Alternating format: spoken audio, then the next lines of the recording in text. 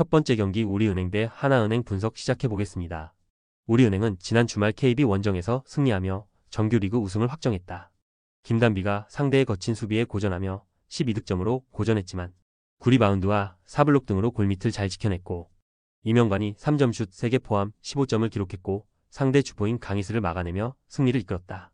시즌 전 플레이오프 진출에 대한 우려도 있었지만 결국 결과로 보여주며 시즌 최고의 팀임을 증명했다. 한엄지의 부상 공백을 메운 박혜미의 시즌 막판 활약도 인상적이었다. 하나은행은 시즌 마지막 홈 경기에서 썸에 완패했다. 지난이 수술을 확정하고 빠진 경기였는데다 양인영이 전반 김소니아와 부딪히며 어깨 부상을 당했기에 높이의 열세가 컸다. 박혜진과 김소니아에게만 리바운드 24개를 허용했고 그로 인한 세컨 찬스 허용이 많았다. 이시다 유즈키가 19.8리바운드로 활약했고 김하나와 정현이 분전했지만 국대 빅맨 듀오의 공백이 컸다. 우리은행의 승리를 본다. 두 팀 모두 별다른 동기부여가 없는 상황이지만 우승 확정을 하고 나서는 홈 경기인 우리은행이 더 힘을 낼 것이다. 김단비가 결장할 수도 있지만 이민지가 공격 코트 전면에 나서 박혜미와 심성영, 모모나 등의 지원을 받을 우리은행이 승리하고 플레이오프로 갈 것이다. 두 번째 경기 대한항공 대 OK금융그룹 분석 시작해보겠습니다. 대한항공은 패하면 상대의 정규리그 우승 뒤풀이 현장을 봐야 했던 현케 원정에서 시즌 최고의 경기력으로 승리했다. 서브 3점 포함 67%의 성공률로 34점을 기록한 유스바니가 맹활약했고 정지석과 김규민 등이 많은 블로킹 득점으로 뒤를 지원했다. KB의 추격 속에 2위를 지켜야 하는 상황인데 리그 선두를 잡았고 다시 승점 3점 경기를 노린다. OK는 할만한 상대인 한전 상대로도 승점 추가에 실패했다. 신호진이 팀 내 최다인 24점을 52%의 성공률로 기록했고 박창성이 중앙에서 블로킹 4득점을 했지만 공격 성공률에서 크게 뒤진 것이 아쉬웠다. 거치 문제가 서서히 불거지고 있는 오기노 감독의 토털 배구가 실패로 귀결되는 듯한 모습이다. 다양한 선수들이 코트를 밟고 있긴 하지만 위기를 넘길 확실한 에이스의 부재가 크다. 대한항공의 승리를 본다. OK는 감독의 배구 철학만으로는 성적을 낼 수 없음을 시즌 내내 뼈저리게 느끼고 있다.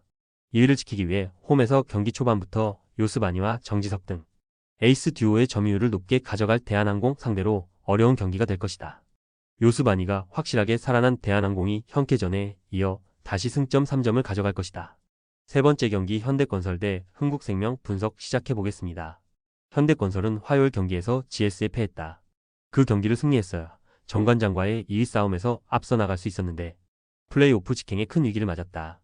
위파이가 시즌 아웃된 이후 정지훈의 존재감이 좋아지긴 했지만 수비가 다소 기복을 보이고 있다. 그래도 양효진이 직전 경기에서 18점을 기록했고 이다연이 블로킹으로 5점을 잡아내는 등 중앙의 활약은 좋았다.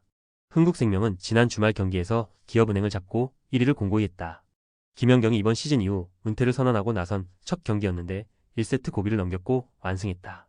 포스트 김연경 시대의 선두주자인 정윤주가 46%의 성공률로 팀 내 최다인 17점을 기록했고 김연경이 성공률 56%를 기록했다. 이동 공격에 강점이 있는 피치의 부진에도 사이드의 득점이 나왔기에 상대를 완파할 수 있었다. 흥국생명의 승리를 본다. 현대건설은 모마가 흥국생명만 만나면 성공률이 안 나오는 게 큰 부담이다.